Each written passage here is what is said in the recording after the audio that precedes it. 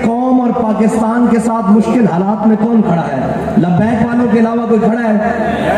आज बलोचिस्तान की सरजमीन पर कुदरती आफात और जनाब सैलाब ने लपेट के रख दी है हर चीज, और आप और मैं देख रहे हैं, लेकिन कौम के साथ कौन खड़ा है? लब्बैक के नौजवान। मैं ये पूछता हूं कि मुश्किल वक्त में जिसके साथ खड़ा हुआ जाए, दुनिया का उसूल है तो अच्छे वक्तों में उसे याद रखा जाता है, लेकिन कौम को याद है वो रंगीले, वो फराडिये, वो बदकुमाश अय्याश जो आज भी जनाब इस चक्कर में लगे हुए हैं कि सैलाब की आड़ लेकर और मुल्क के ऊपर, कौम के ऊपर मुश्किल वक्त है, इसकी आड़ लेकर पेट्रोल की कीमतें बढ़ा लो, कोई नहीं पूछेगा तुम्हें, कोई पूछने वाले वक्त गुजर चुके होंगे।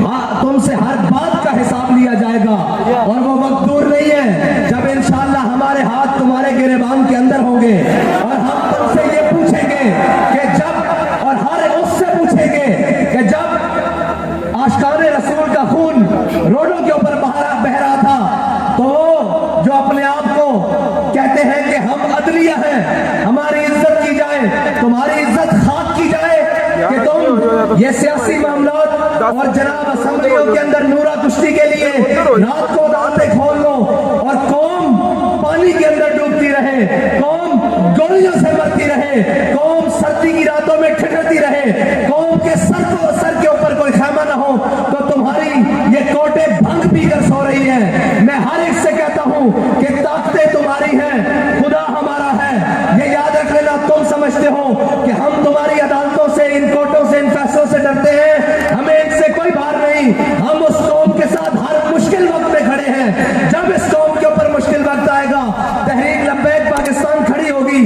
आज मैं उन कोर्टों से पूछता हूं, भंग पीकर सो रहे हो, कौम सैलाब के अंदर मर रही है, रोजाना पैराजों से सैकड़ों लाशें मिल रही हैं। तुम्हारा कानून कोर्ट उसके लिए खुलता है जो ताकतवर है, कमजोर और मजलूमों के लिए तुम्हारी कोर्टें आधी रात के वक्त नहीं खुलती। तुम्हें उस वक्त चाबी वाले खिलौने बने हुए हो कि जब तुम्हें चाबी दी जाए तुम कौम के जनाब मसीहा बनकर कोर्टें खोलकर फैसले दो। और उस एस्टेब्लिशमेंट से मैं पूछता हूं कि आज कहां गए वो हेलीकॉप्टर जिन पर तुम सुबह शाम मुल्क के अंदर फिरते हो, घूमते हो?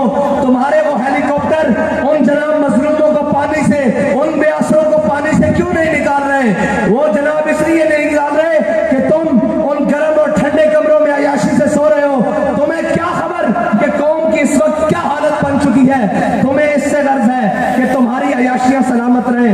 हुक्मरान कौन नहीं होते कि जो अपनी अय्याशियों के लिए कौम को डूबता फिर रहे हैं? हुक्मरान कौन होते हैं? मैं तुझको बताता हूँ। तकदीर उमम क्या है? शमशीर और सुना अव्वल, ताउस और रुबाब आखिर। हुक्मरान कौन होता है? हुक्मरान वो होता है जो 36 लाख मुरब्बा मील का हाकिम हो और जनाब कहे कि अगर दरियाए फुरात के किनारे बकरी का बच्चा भी मर गया तो उमर से पूछा जाएगा।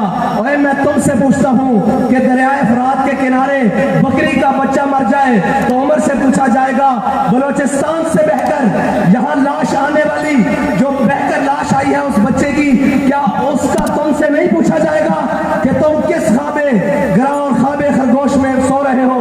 तुम्हें कब होश आएगी और कब तुम कौम का पूछोगे कि कौम किस हालत में है? लेकिन इकबाल कहता है कि अच्छी बात है, मुसलमानों ने भी अपने रंग बदल लिए हैं, अपनी बातें बदल ली हैं, अपना मयार और अतवार बदल लिया है।